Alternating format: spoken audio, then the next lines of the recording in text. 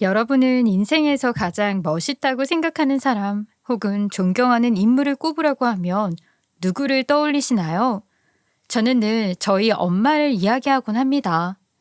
저희 엄마는 정말 멋진 분이세요. 사업가로서의 자질이 무척이나 뛰어나신 분이죠. 저와는 다르게 엄마는 겁도 없으시고 이야기를 듣다 보면 진취적인 삶을 살아오신 분이라는 느낌이 늘 들었어요. 대학생 때는 여성 인권 관련된 수업도 찾아 듣고는 하셨던 분이죠. 그런 저희 엄마께서는 손재주까지 좋으셨어요. 반찬 가게를 시작해 음식점을 내시더니 나중에는 음식점도 오후전까지 내실 정도로 사업 수완이 좋으셨고, 그 후에는 가게를 더 늘리기보단 밀키트 납품에 또 관심을 보이시더니 밀키트 납품으로까지 사업을 키워나가셨죠. 연 매출만 100억이라 해도 과언이 아닐 거예요. 그렇게 엄마 사업이 무척 잘 된 덕분에 저는 어릴 적부터 유복한 환경에서 자랄 수 있었어요. 하지만 저는 엄마의 그런 성격을 빼닮지는 않았고 안정적인 걸 좀 더 추구하고 좋아하는 성격이었죠. 그래서 저는 엄마 밑에서 하고 싶은 것들도 원 없이 하며 자라면서 작은 꿈도 하나 키워나갔어요.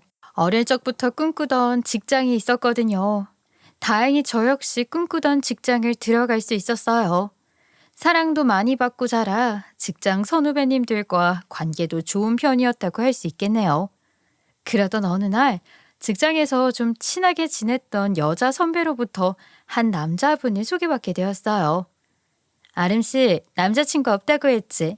나 친구가 이번에 지인 하나가 자기 외롭다고 하면서 여자 소개해달랬다면서 괜찮은 사람 찾고 있다더라고. 아름씨, 한번 만나볼래?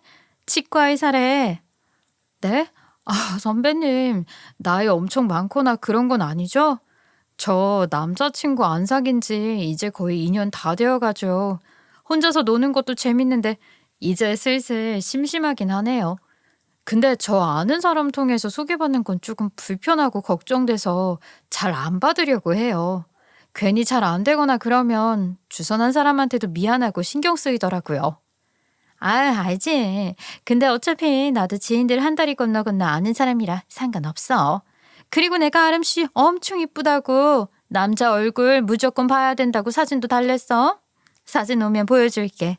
사진 한번 보고 나서 괜찮으면 만나봐. 그게 예비 신랑과 제가 처음 연락을 주고받게 된 계기였어요. 엄청 전형적으로 잘생겼다. 뭐 그런 건 아니라도 사람이 말끔하게 생겨서 인상이 무척 좋아 보였거든요. 그렇게 저는 직장 선배 소개로 남자친구를 만나게 되었어요. 낯도 가리고 처음부터 단둘이 만나는 건 어색할 것 같은데 어쩌다 선배한테 매달려서 선배랑 소개해 주신 분이랑 해서 넷이서도 가끔 만났어요. 나이대가 다 비슷비슷하다 보니 그 뒤로도 종종 한 번씩 만나서 놀았고 어떨 때는 저랑 남자친구, 직장 선배 이렇게 셋이서도 술도 먹고 맛집도 가고 했었죠. 남자친구와 제 사이는 더할 나위 없이 좋았어요. 딱 하나 문제되는 건 바로 예비 시어머니였죠. 그 당시에는 제가 어려서 잘 몰랐는데 예비 시어머니가 의사 아들을 두었다 하는 사실 하나에 엄청난 프라이드가 있던 분이었어요. 고리타분한 옛날 사람 같은 말씀을 하시고는 했거든요. 물론 처음부터 예비 시어머니가 본색을 드러내진 않으셨어요. 만나고 얼마 되지 않았을 때에는 남자친구에게 어머님이 어떤 사람인지에 대해 이야기를 전해 듣지 않았어요. 남자친구도 딱히 이야기를 전하지 않았고요. 다들 연애하실 때 부모님에 대한 이야기는 잘 안 하잖아요? 집안에 일이 있는 게 아니고서야 굳이 부모님 이야기는 잘 꺼내지 않는 게 일반적이라 저희 커플도 그랬어요. 그러니 어머님이 어떤 사람인지에 대해 알 수 없었고 관심도 없었죠. 그냥 막연하게 결혼 이야기 나오고 가끔 상상하고 그러면 시어머니한테 예쁨 받는 며느리 되고 싶고 어머님한테 잘 보이고 싶고 그런 마음만 컸었죠. 남자친구와의 연애는 순탄했어요. 그렇게 2년을 연애하는 동안 예비 시어머니를 배웠던 적은 한 손에 꼽아요. 그때까지만 해도 예비 시어머니는 제게 거리를 두고 조심하시는 듯 했죠. 그런데 문제는 그 이후였어요. 2년을 만나고 나서 결혼 이야기가 좀 살짝 오갔더니 그때부터는 뭔가 저를 며느리 대하듯 하시더라고요. 눈치 빠른 분들은 아실 거예요. 갑자기 은근슬쩍 나를 아랫사람 대하듯 하는 태도가 자연스러운 거요. 뭔가 말로 딱 설명할 수는 없는데 말과 행동에서 잉스러운 부분들이 가끔 생겨나기 시작했어요. 그런데 그걸 콕 집어내지 않고 가만히 있으니 나중에 예비 시어머님이 먼저 선을 넘는 말들을 하시더군요. 우리 현수가 공부를 얼마나 열심히 했나 몰라. 지 엄마 기대에 부응하겠다고 의사까지 된 효자야, 효자. 아름이 너도 의사라는 직업 때문에 혹한 거 없지 않을 거 아니야. 명색의 의사 부인인데 회사 다니면서 거 돈 몇 푼이나 번다고. 괜히 밖으로 나돌아다녀서 좋을 거 없어. 현수 벌이가 마땅치 않아 그런 거 아니냐? 괜히 그런 소리 들을라? 결혼 전까지는 회사 다녀서 결혼 자금 착실히 모으고 결혼하면 그땐 회사 그만두고 집에서 내조에 내조. 여자 바깥 일 오래 해봤자 드세다 소리나 듣고 써먹을 데 하나 없어. 그래도 네 남편 아침은 차려 먹여야 되지 않겠어? 예비 시어머니의 말을 듣는데 머리가 띵 하더라고요. 그 짧은 몇 마디에 얼마나 무례한 포인트들이 많던지요. 제 직업은 돈 몇 푼 벌지도 못한다 폄하하시고 멀쩡히 직장 다니고 있는 저보고 아무렇지도 않게 그만두라 간섭하시고 아침 못 먹어 죽은 귀신이 붙은 것도 아닐 텐데 그놈의 아침 타령. 결혼을 하게 되면 이라고 만약을 이야기하긴 했지만 아직 확정한 건 아무것도 없는데 벌써부터 저를 며느리 취급하시며 이래라 저래라 하시더라고요. 이제 와서 하는 말이지만 사실 예비 시댁은 없는 형편에 남자친구 하나 힘들게 치대에 보내서 간신히 치과 의사 하나 배출한 집안이었어요. 무척 가난했고요. 남자친구가 이런 이야기를 전부 해줘서 이미 다 알고 있는데 예비 시어머님이 제게 그런 식으로 이야기하시니 솔직히 뭐라 반응을 해드려야 할지 모르겠더군요. 하지만 저 말은 아무것도 아니었어요. 어느 날 남자친구와 집 앞에서 헤어지고 들어왔는데 모르는 번호로 전화가 오더라고요. 늦은 시간인데 걸려오길래 누구인가 싶어 받았죠. 여보세요. 아름아, 너 아름이 맞지? 나야 나 네 예비 시모 현수 엄마. 모르는 번호라 놀랐니? 글쎄 예비 시어머니가 어떻게 제 번호를 알았는지 제게 전화를 건 거였어요. 당연히 놀랐죠. 남자친구가 알려줬나? 그랬으면 나한테 말했을 텐데. 이상하다 싶으면서도 찝찝한데 티를 낼 수 없으니 애써 밝게 받았어요. 어머니 어쩐 일이세요? 이 늦은 시간에.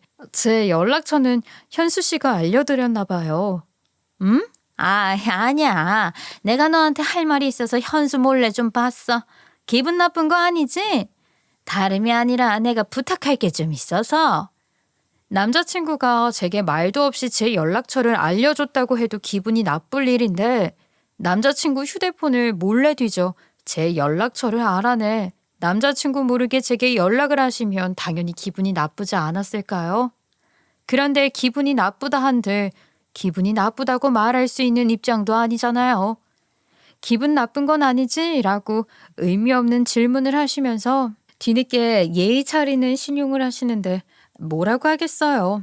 아니에요. 기분 안 나빠요 하고 대답했죠. 그런데 그 뒤에 예비 시어머니가 하는 말이 가관이었어요. 아니 현수랑 너무 늦게까지 있는 거 아니니? 다음날 출근도 해야 하는데 아름이 네가 현수 늦게까지 데리고 있는 거 아닌가 해서. 현수가 애가 너무 착하니까 다 너한테 맞추느라고 피곤해도 피곤하다 말도 못하고 그저 너 좋을 대로 밤늦게까지 붙어있다가 집에 들어오면 다음날 얼마나 피곤하겠어. 일찍 좀 들여보내고 그래. 아직 결혼도 안 한 사이에 너무 밤늦게까지 그러는 거 아니야. 저는 어이가 없었어요. 그때는 2년째 연애 중이라 저희도 주에 한 번 볼까 말까 하고 있었거든요. 어머님 말씀대로라면 저랑은 주에 한 번 보는데 다른 사람들이랑 노느라 맨날 늦게 들어온다는 소리였어요. 그런데 그걸 당연히 저랑 데이트하느라 늦게 들어온다고 생각하셨나 봐요. 어머니, 근데 저희 그렇게 자주 안 만나는데 저희 오늘 2주 만에 만난 거예요. 현수 씨가 맨날 늦어요? 집에 늦게 들어와요? 그거 저 만나느라 그런 거 아닌 것 같은데. 친구들이랑 놀다 늦게 들어가는 것 같은데 현수 씨가 저 만나고 왔다고 그래요? 어? 아유, 아니. 그래. 아니, 현수가 그랬다는 게 아니라 내가 그런 건 아닌가 하고 생각했는데 오해했나 보네. 그래. 아무렴. 아름이가 알아서 잘하겠지. 미혼인데 여자가 행실 바르고 몸가짐도 발라야 하지 않겠어? 그래야 흠 안 잡히지. 아유, 알았다. 현수한테는 내가 전화한 거 비밀이야. 말하지 말고. 이건 우리 둘만 비밀이다. 그래, 얼른 쉬어라. 일하느라 바쁘고 피곤하고 힘들다고 해서 2주 만에 만나 함께 시간 보내고 집에 들어왔더니 예비 시어머니와의 전화통화로 기분이 정말 상해버렸죠. 일하느라 바빠 집에 늦게 들어간 걸 텐데 왜 예비 시어머니는 나랑 데이트를 하고 온 줄 안 건지도 이해가 안 갔고요. 게다가 7, 80년대에나 할 법한 여자 몸가짐이 어쩌고 저쩌고 하는 소리까지 듣고 있어야 하나 어이가 없더라고요. 마음 같아서는 당장 남자친구에게 연락해서 이 일을 이야기하고 싶었는데 한 번은 참고 덮어주자는 생각으로 말을 안 꺼냈어요. 어차피 결혼한다 해도 예비 시어머니랑 함께 살 것도 아니고 저는 누구와 결혼해도 무조건 따로 나와 살 생각이었거든요. 그래서 크게 신경 안 썼어요. 무엇보다 남자친구는 저한테 2년이 넘었어도 여전히 다정하고 배려심 깊고 저를 사랑해 줬거든요. 그와 별개로 예비 시어머니가 갑자기 이런 아나무인 태도를 손바닥 뒤집듯 뒤집게 되는 계기가 있었어요. 바로 저희 집이 막 못 살지 않는 집이라는 걸 알게 된 뒤였죠. 남자친구도 결혼 이야기가 오간 뒤에서야 저희 집에 한 번 인사를 온 적이 있었거든요. 그때에서야 제 집안의 경제적인 배경을 알게 되었어요. 제가 딱히 말하지 않기도 했고 씀씀이가 큰 편도 아니라 전혀 그런 티가 안 나서 몰랐다고 했어요. 아름아, 너 이렇게 잘 사는 집안인 거 왜 말 안 했어? 이게 뭐라고 말을 해. 엄마 덕분에 큰 걱정 없이 산 건 사실이지만 근데 엄마가 그런 건 굳이 말하고 다니는 거 아니라고 해서 어릴 때부터 나는 그런 말 잘 안 하고 살았어. 아니, 나 부자야. 우리 집 잘 살아. 뭐 갑자기 이렇게 이야기해? 그것도 웃기고. 놀랐어? 조금. 너 씀씀이나 옷차림 이런 것도 네가 티를 안 낸 거야? 아니면 내가 명품인데 몰랐던 거야? 내 나이가 몇인데 벌써부터 무슨 명품. 엄마가 성년의 날이라고 사준 가방 딱 하나 빼고는 명품 뭐 없어. 당연히 없으니까 현수 씨 모르는 것도 당연하지. 근데 우리 집이 잘 사는 게 우리 사이에 문제가 돼? 문제는 무슨. 문제될 게 뭐 있어. 우리 사이는 달라질 거 하나 없어. 근데 그냥 너무 예상치 못한 상황을 맞닥뜨려서 어안이 좀 벙벙할 뿐이야.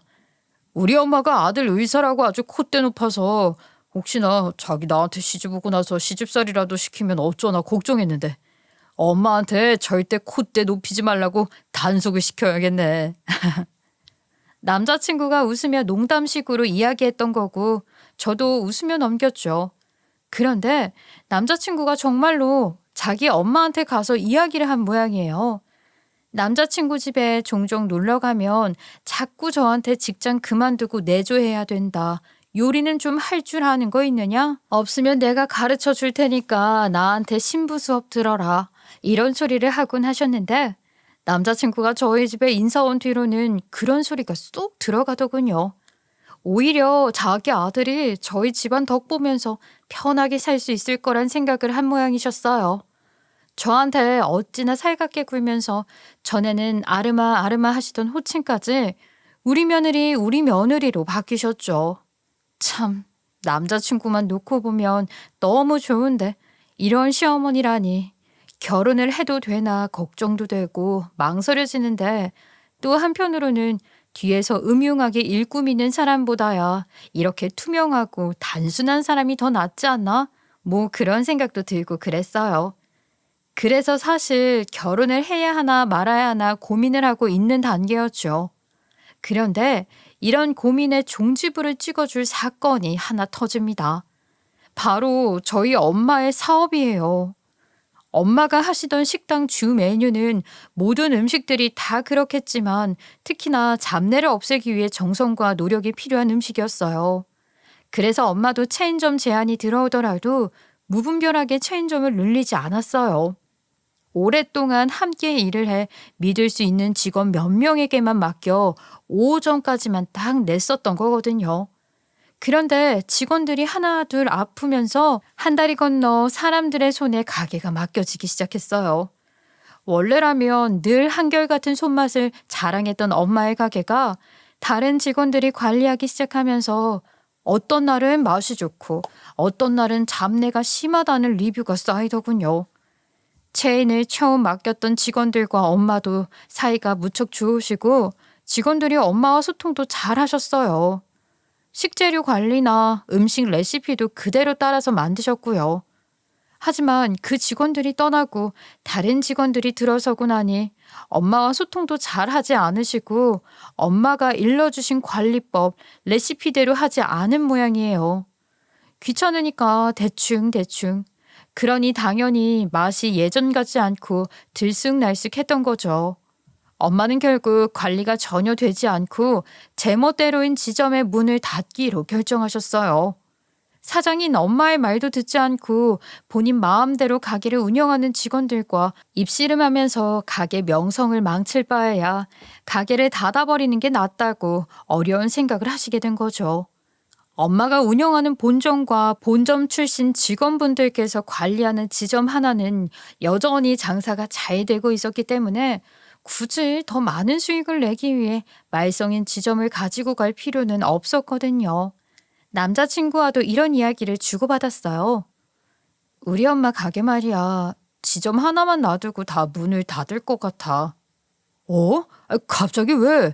잘 되고 있는 중 아니었어? 사정이 안 좋아? 부도라도 나는 거야? 막 어머님 빚더미에 올라서 집에 빨간 딱지 붙고 그런 거야? 어? 아니, 그 정도는 아닌데 그냥 엄마 나이도 있고 그렇다 보니까 체인점들 관리하기가 쉽지가 않네. 그나마 관리하기 쉬우려고 오전까지만 내고 더 내자는 거 거절한 거였는데 직원들도 바뀌고 그러니까 매출도 영 예전 같지 않은가 봐.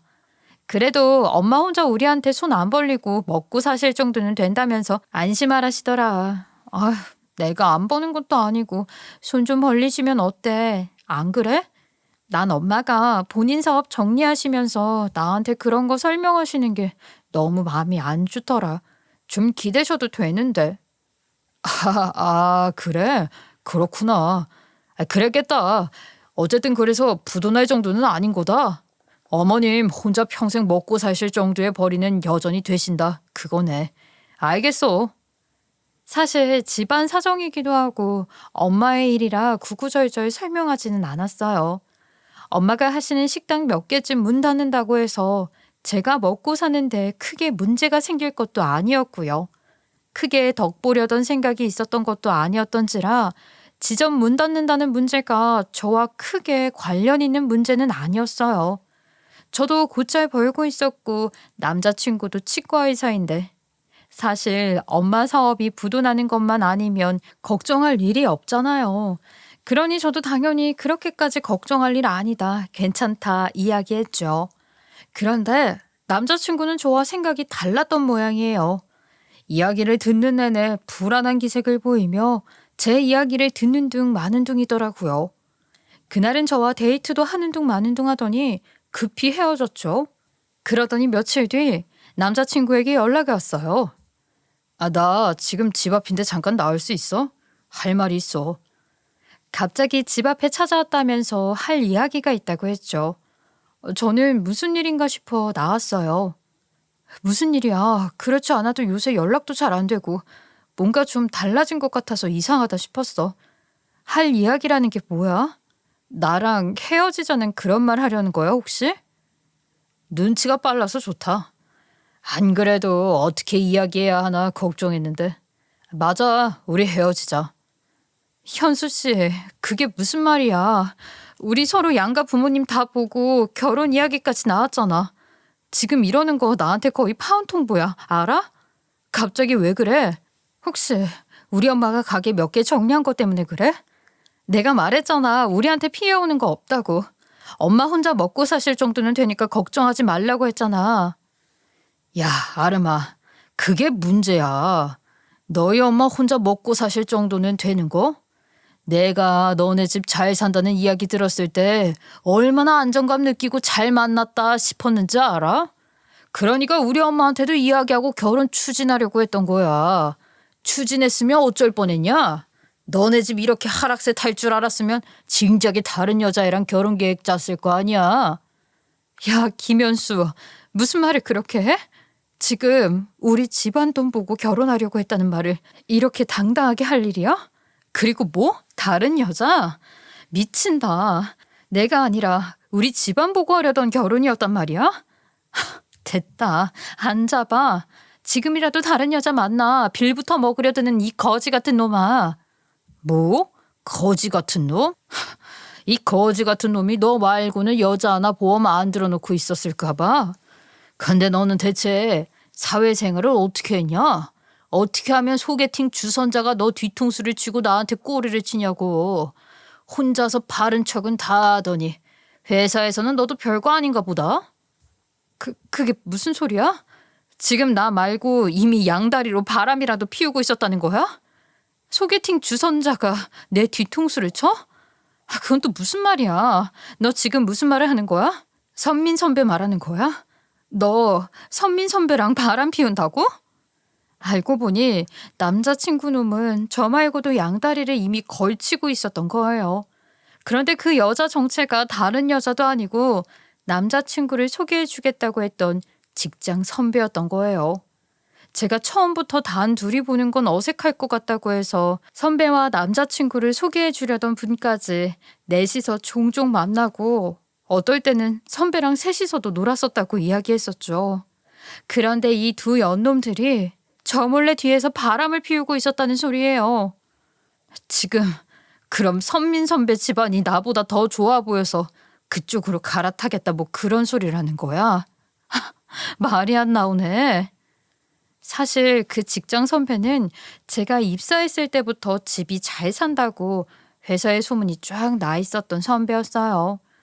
그런데 솔직하게 말하면 그 선배를 보면서 어릴 때부터 잘 살아와서 느껴지는 그 특유의 여유로움이나 온화함이 느껴지지 않았거든요.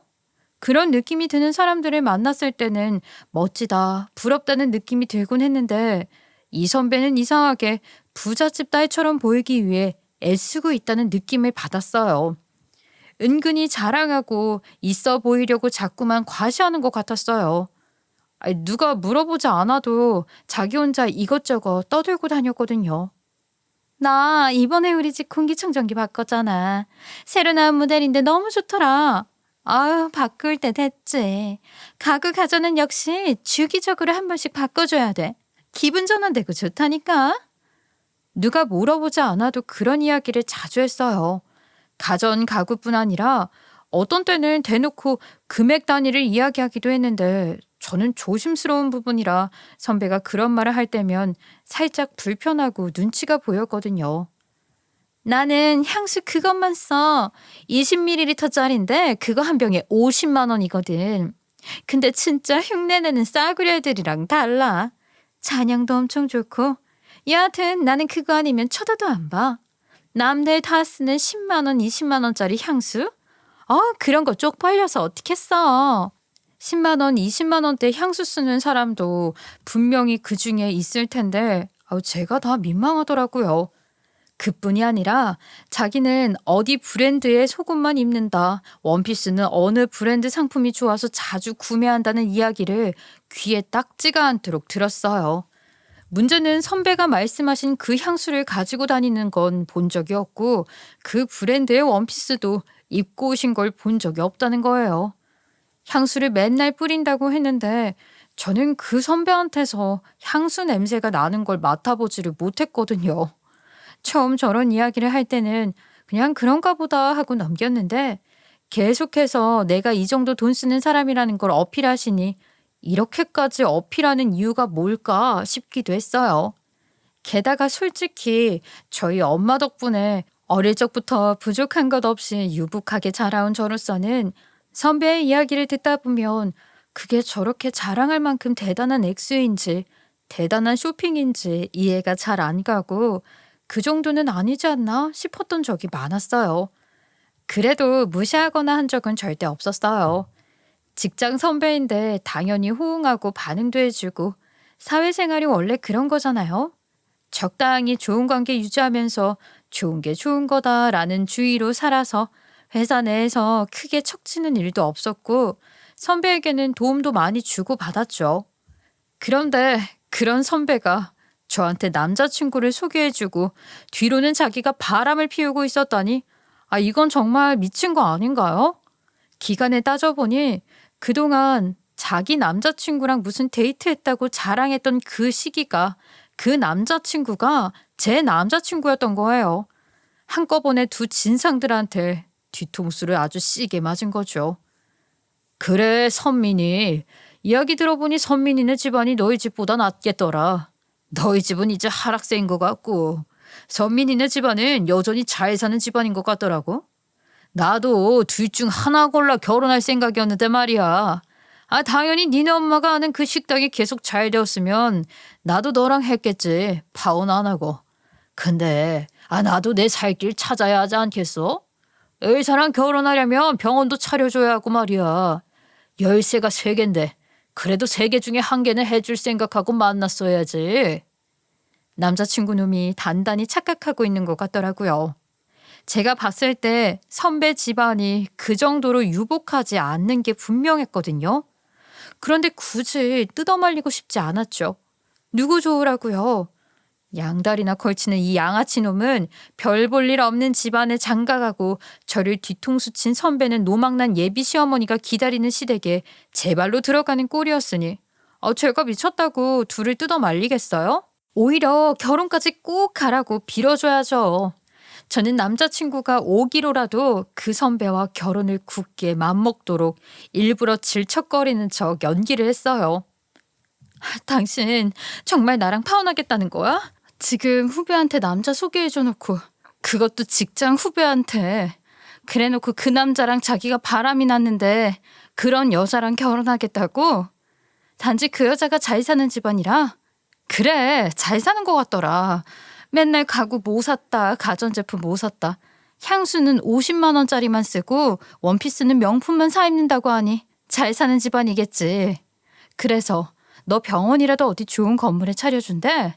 내가 차려줄게. 그럼 너 나한테 다시 올래? 뭐 어떻게 차려주게 네가. 지금 당장 여유가 되나 본데 지금 당장 여윳돈으로 차려주고 끝나는 집안이랑 엮이고 싶지 않다고. 그리고 네가 무슨 돈으로 내 병원을 차려주겠어?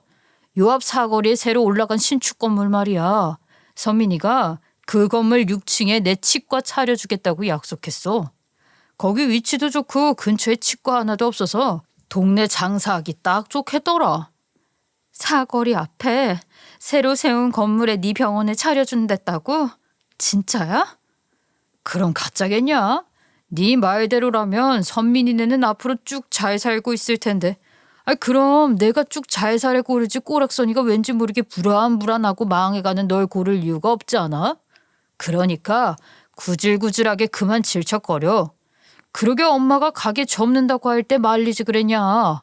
미쳤다고 내가 망해가는 집안에 장가가서 먹여 살릴 일 있어?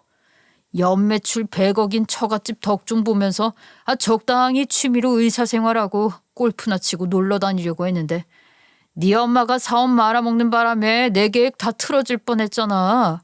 보험으로 선민이라도 들어뒀으니 다행이지. 이 도움도 안 되는 거머리야. 내 인생에서 꺼져. 나는 걔 덕이라도 보면서 병원 차려주면 적당히 돈 버는 신용하면서 평생 한량처럼 사는 게 꿈이니까. 혹시나 선민이한테 접근해서 결혼 파토 낼 생각하지 마. 그럼 진짜 너 가만히 안 둘 테니까. 남자친구는 제게 그 말을 마지막으로 자리를 떴어요. 웃음밖에 안 나왔죠. 사실 저희 엄마 사업이 엄청 크게 망한 거나 그런 건 아니었어요. 당연히 남자친구 놈이 말하던 엄마 덕 보고도 남을 자산 수준이었고요. 지점들이 그렇게 말썽을 피워도 체인을 더 내고 싶다거나 권리금을 받고 파시라는 제안이 얼마나 들어왔는지 몰라요. 근데 엄마께서 그러고 싶지 않다고 딱 잘라 거절하시며 정리했던 거고, 엄마는 이미 가게 밀키트 납품으로 어마어마하게 수익을 벌어들이고 있는 상태였어요. 남자친구 혼자 우리 집 가세가 기울고 있다고 착각하고 섣부르게 행동해 지복을 지가 발로 찬 꼴이었죠. 엄마는 벌어둔 돈으로 동네에 이미 준공이 끝나고 임대를 앞두고 있는 건물을 2채나 가지고 있으셨어요. 그게 바로 이놈이 눈여겨보고 있던 사거리의 그 건물이었던 거예요. 진짜 웃기지 않나요?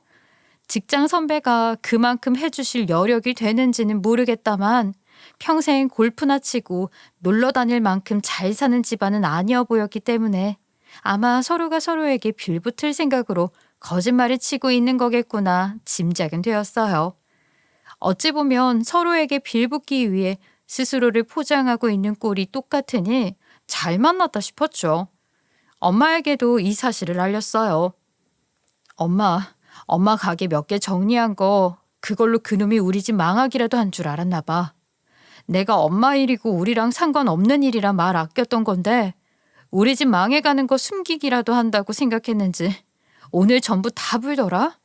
이놈 소개해준 선배랑 둘이 바람 피우고 있었고 그 선배랑 결혼할 거래. 그런데 엄마, 나 하나도 안 슬프고 오히려 웃겨 죽어. 왠지 알아?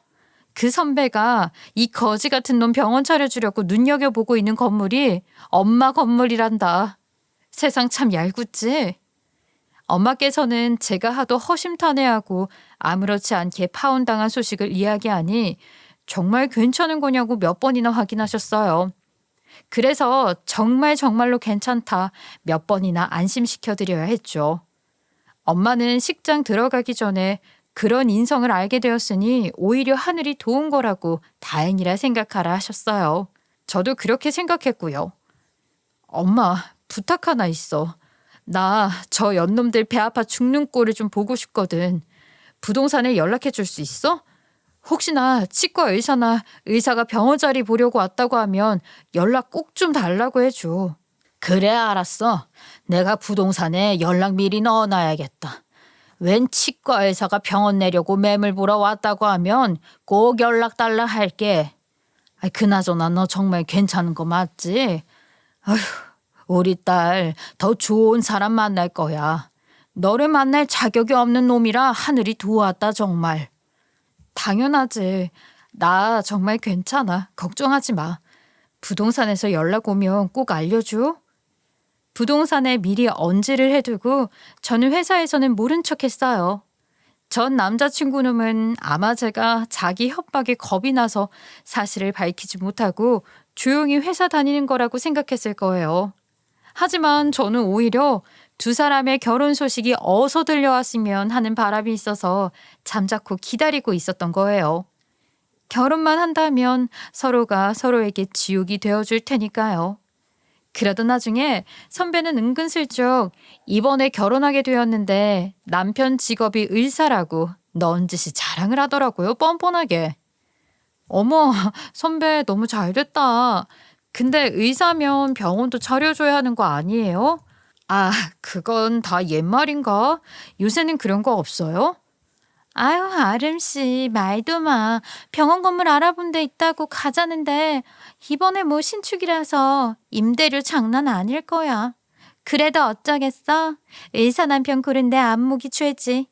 일단 해준다고 하고 다른 건물 권해보거나 해야지. 물론 경제적으로 어려운 건 아닌데 처음부터 너무 그렇게 좋은데 하는 것도 너무 사치인 것 같아서. 제 예상대로 선배는 그 건물에 병원 차려줄 능력은 전혀 안 되더라고요. 그래도 전 남자친구에게는 어찌 잘 둘러대고 거짓말로 포장을 했는지 그놈은 깜빡 속아 넘어간 듯 보였어요. 아니나 다를까 얼마 지나지 않아 선배가 결혼한다더군요. 그런데 자기도 바람 피우던 게 마음에 걸렸는지 차마 저를 결혼식에 초대하진 않았어요. 아름씨, 내가 직장 사람들도 초대하고 싶은데 이번에 하는 데가 야외 스몰 웨딩이라 하객 수가 100명밖에 안 돼. 그래서 회사 사람들은 따로 초대 못할 것 같아. 미안해. 식장이 작고 협소한 스몰 웨딩이라 가족들만 초대하기로 했다면서 미안하다 얘기하는데 그 뻔뻔함에 혀를 내둘렀죠. 괜찮아요, 선배. 요새 스몰 웨딩은 다 그렇게 한다더라고요. 가족들끼리 행사니까 오붓하게 잘하고 오세요. 결혼 축하드려요. 선배와 제 전 남자친구는 그렇게 결혼을 했어요. 허니문 여행도 다녀오고 나더니 바로 건물을 알아보러 간 모양이에요. 부동산에서 연락이 왔거든요. 마침 제가 휴무였던 날에 부동산에서 연락이 왔길래 너무 잘 되었다 싶었죠. 저는 부동산 사장님께 건물 보러 온 사람들을 좀 잡고 있어 달라고 부탁을 하고 얼른 건물로 향했어요. 예, 사장님. 저 지금 바로 갈 건데 10분 좀 안 걸려요. 그 사람들 천천히 둘러보라고 하시고 10분 정도만 꼭 잡고 계셔주세요. 예, 그럼요. 사모님 따님 부탁이신데요. 근데요, 제가 꼭 붙잡고 있지 않아도 이 사람들 지금 여기서 사진 찍고 난리 났어요. 10분은 훨씬 더 보고 있을 것 같은데요. 천천히 오셔도 될 것 같아요. 조심히 오세요. 저렇게까지 살아야 하나 싶게 그 두 사람은 그 건물이 마치 벌써부터 자기들 건물이라도 된 양 온갖 셀카와 사진을 찍어대고 있었다고 해요. 실시간으로도 SNS에 글이 올라오고 있었거든요. 남편 병원 건물 고르는 중 하면서요. 사진 속에는 저희 엄마 건물이 떡하니 찍혀 있었고요. 기도 안 차서 두 연놈들 얼굴 마주보면 어떤 표정들일지 기대하고 건물에 도착했어요.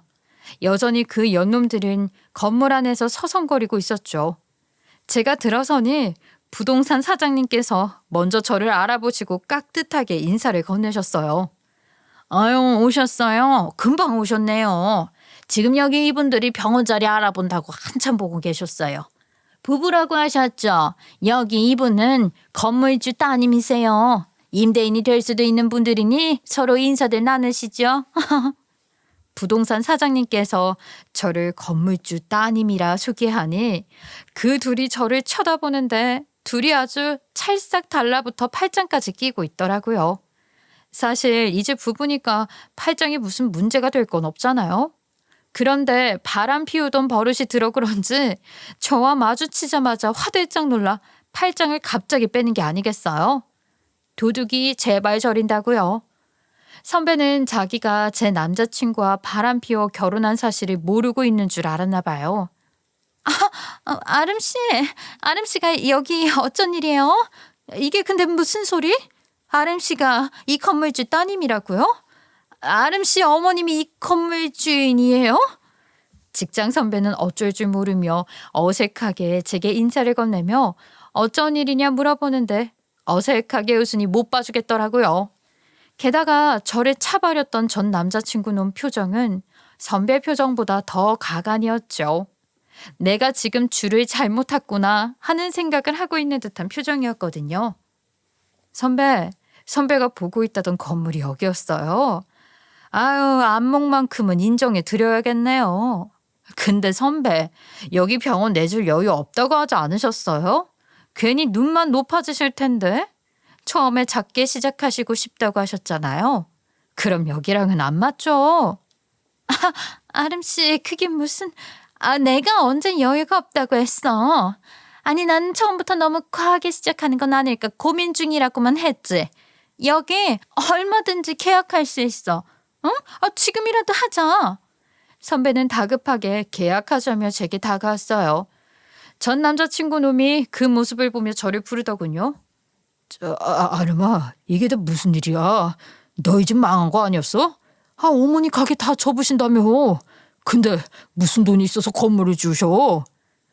우리 엄마가 그냥 싹 다 망한 줄로만 알았나 봐. 그런 말 들어본 적 없어? 원래 부자는 망해도 3대가 먹고 산다는 말. 멍청하기만 하면 어떻게 용서를 해보겠는데 둘이서 내 뒤통수까지 치는 건 너무 괘씸해서 말이야. 오랜만에 얼굴이나 한번 보려고 내가 귀한 걸음했어. 여기 병원 내려고 보고 있었던 거야? 근데 어쩌지? 당신들한테는 자리 안 내줄 건데. 아참, 월세 낼 형편은 되는 거 맞아? 내가 보고 들은 바로는 전혀 아니던데. 뒤통수 치고 호박씨 까먹으니 좋았지? 썩은 동아줄 붙잡기로 한 건 네 놈 선택이니 그 동아줄이라도 줄이라고 열심히 매달려 버티고 살아봐. 넌 이 동네에서 절대 병원 못 내니까. 이 건물만 우리 엄마 건 줄 알아? 혹시 모르지. 네가 다음으로 고르는 건물도 우리 엄마 건물일지. 그럼 마저 잘 보고 가. 그리고 회사에서 배워 선배? 저는 그렇게 자리를 떴어요. 엄마에게 건물이 어마어마하게 많은 건 아니라 두 채뿐이었지만 건물 올리기 전에 부지를 돌아다니시면서 동네 부동산 사장님들과 인맥을 쫙 맺어두셨던 덕에 전 남자친구 놈은 이 동네에서 병원 절대 못 차릴 상황이었어요. 그나마 저렴하다면 이 동네가 저렴한 편이었을 텐데 완전 터무니없이 훨씬 더 비싼 다른 동네로 가야지만 병원을 열 수 있겠죠. 그런데 저희 엄마 건물 월세도 부담스럽다는 부부가 다른 동네로 간다 한들 그 형편의 월세나 낼 수 있을지 모르겠어요. 전 남자친구놈은 그날 이후로 동네 부동산이란 부동산에 전부 퇴짜 맞은 듯 했어요. 그러고 나니 큰일 났다 싶었는지 줄기차게 연락이 오더군요. 한 번만 용서해달라 싹싹 빌면서 직장 선배한테 자기가 잠시 속아 넘어갔던 거라고 지금이라도 이혼하겠다고요. 아름아, 내가 정말 잘못했어. 아니, 내가 처음부터 바람 피우려던 건 아니었어. 선민이 그게 돈으로 사람 꼬시려 들었다니까? 정말이야. 그러면서 콕 집어 너보다 자기가 훨씬 더 잘 산다고 얼마나 비교를 했는데. 너도 알잖아. 나 어렵게 커서 겨우 치과의사 된 거. 그러다 보니까 돈에 강박관념 같은 게 있어서 잠시 방황했던 거야. 네가 지금이라도 괜찮다고 하면 당장 이혼하고 갈게. 당장 결혼하자고도 안 할게. 우리 왜 연애할 때 좋았잖아. 연애부터 다시 시작하자. 내가 정말 잘할게. 한 번만 용서해주라. 내가 이렇게 빌게. 우리 엄마 나만 믿고 있어. 우리 그래도 꽤 오래 만났잖아. 세월이 얼만데 어떻게 한 번만 용서가 안 되겠니?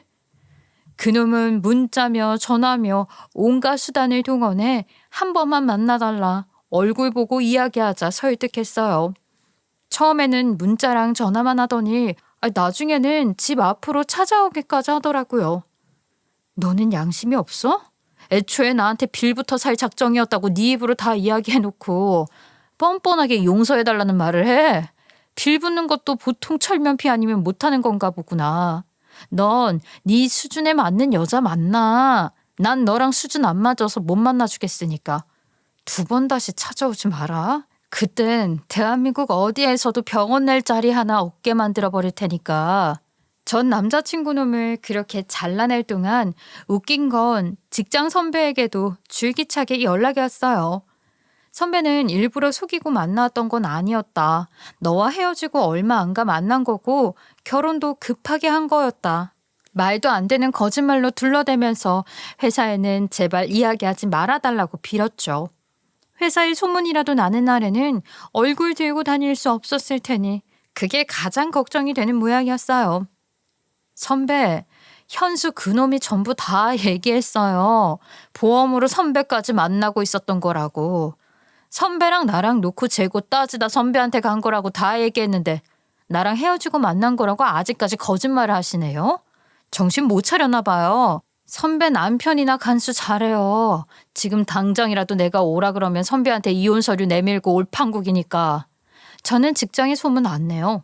근데 제가 친한 회사 동기한테 이야기 정도는 할 수 있잖아요. 근데 그 동기가 입이 싸다면 그게 제 잘못은 아닌 거니까요. 어쨌든 저는 소문낼 생각 없어요. 근데 세상에 제 생각대로 굴러가던가요? 선배는 제 말에 말문이 막혀선 그냥 계속 잘못했다고 빌었어요. 저는 됐다며 전화 끊어버렸고요. 그런데 미련하고 불쌍하다고 해야 하나? 선배는 자기 남편이 저한테 다시 올 생각하고 있다는 걸 알았으면서도 남편을 못 놓더라고요. 오히려 애절하게 더 매달리고 곁에서 위로하고 챙겨주고 아주 대단한 사랑꾼이었어요. 원래 바람 피우는 인간들은 사랑 타령을 한다더니 그 말이 맞대요. 제 복수는 그렇게 끝났어요. 하지만 그 둘은 영원히 서로에게 지옥이고 후회스러운 선택지로 남아서 서로를 괴롭히겠죠. 전 남자친구는 자기 선택이 잘못되어 선배를 만났다는 사실에 땅을 치고 후회할 거예요. 로또종이나 마찬가지였던 저를 지 손으로 버려버린 거니 얼마나 원통하겠어요. 절 선택했다면 자기가 그렇게나 원하던 골프나 치고 놀러다니는 한량의 삶을 살 수 있었을 테니 말이에요. 아마 그 탐욕스러운 성정에 한동안은 잠도 못 잘 것 같아요. 직장 선배는 회사에 소문이라도 돌지 않을까 노심초사하며 하루하루 마음 졸이겠죠. 겨우겨우 거짓말로 자기를 포장해 얻어낸 의사 남편도 자기를 떠나가진 않을까 걱정하며 채비해야 할 텐데 시어머니까지 인성이 노답이니 그 둘을 안고 가야 하는 삶이 얼마나 피곤하겠어요. 저는 그 뒤로 집도 이사하고 회사도 퇴직 신청해버렸어요. 엄마 사업 도와드리려고요. 그때가 되면 입이 가벼운 친구 하나에게만 슬쩍 이 말도 안 되는 이야기를 흘리고 갈까 생각 중입니다. 파렴치한 것들 아주 동네에서 얼굴도 못 들게 다니게 말이에요. 참 세상 살면서 사람이 이렇게까지 뻔뻔하게 뒤통수 칠 수도 있구나 라는 걸 경험해 본 일이었어요. 말도 안 된다고 생각해서 눈으로 직접 보기 전까지는 믿어지지가 않고 설마 하던 순간도 많았는데 세상에는 생각보다 말도 안 되는 인간들이 많이 살고 있더라고요. 여러분들은 그런 사람과 엮이시는 일 없길 바라며 이만 제 이야기 줄일게요. 이야기 들어주셔서 감사합니다.